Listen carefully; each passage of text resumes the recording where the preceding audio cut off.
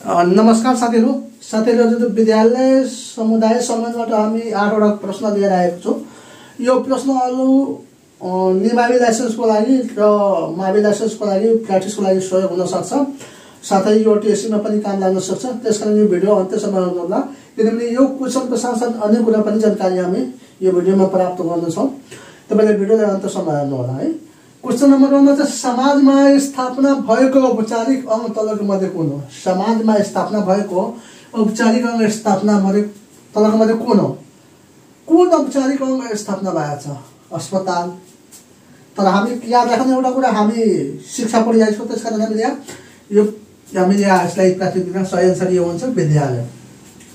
Question number 2 मा छ विभिन्न जात जाति वर्ग लिंग धर्म एउटा ठाउँमा बसाउनलाई तलको के भनिन्छ?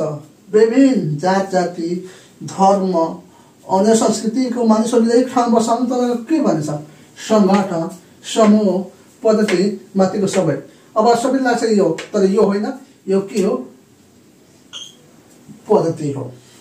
क्वेशन नम्बर 3 मा के छ? समाजमा ज्ञानको ज्योति प्रदान गर्ने तलको कुन निकाय हो? समाजमा ज्ञानको ज्योति प्रदान गर्ने तलको कुन निकाय हो? अब यहाँ लाग्छ अप्सन ए मा छ आँखा अस्पताल। मलाई लाग्छ यहाँ आँखा चेक गरायो भने हेरिन्छ भने त्यो होइन, यो होइन। विद्यालय यो एकदम यो हो, यो विद्यालय, यो सबै होइन।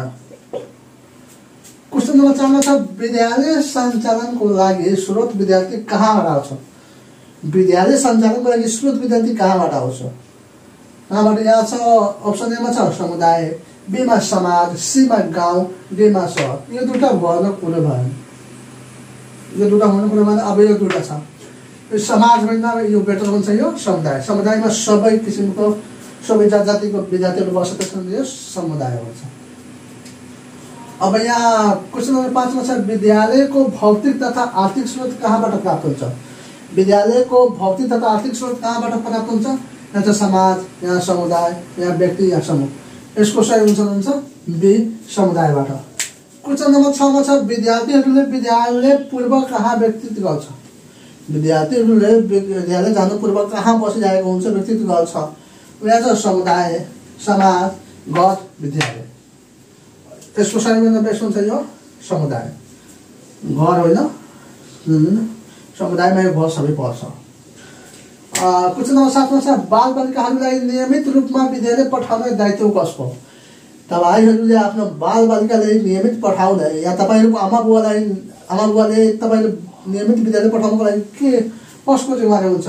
यहाँ छ समुदाय, समाज, व्यक्तिबाट। यहाँ सबैभन्दा कसको जिम्मेवारी हुन्छ? व्यक्तिको हुन्छ। यहाँ एसआईपी वा सिप समितिमा कतिजना सदस्य हुन्छ? क्वेशन नम्बर 8 मा एसआईपी समितिमा कतिजना समुदाय हुन्छन्, सदस्यहरू हुन्छन्? अब यहाँ छ अप्सन 8 जना, ए मा 8 जना, बी मा 7 जना, सी मा 6 जना, डी मा 5 जना। यसको सही आन्सर हुन्छ डी 5 जना हुन्छ। साथीहरु यो 8 वटा कुरा विद्यालय समुदाय सम्बन्धबाट हामी 8 वटा क्वेशन लिएर आएको थियौं। यो क्वेशन तपाईलाई कस्तो लाग्यो? यो प्रतिक्रिया कमेन्ट मार्फत दिनु होला। भिडियो कस्तो लाग्यो लाइक गर्नु होला। यदि नयाँ हुनुहुन्छ भने च्यानललाई सब्स्क्राइब गर्नु होला। यदि तपाई पेजबाट हेर्नु भएको छ भने पेजलाई लाइक फलो गर्नु होला। धन्यवाद।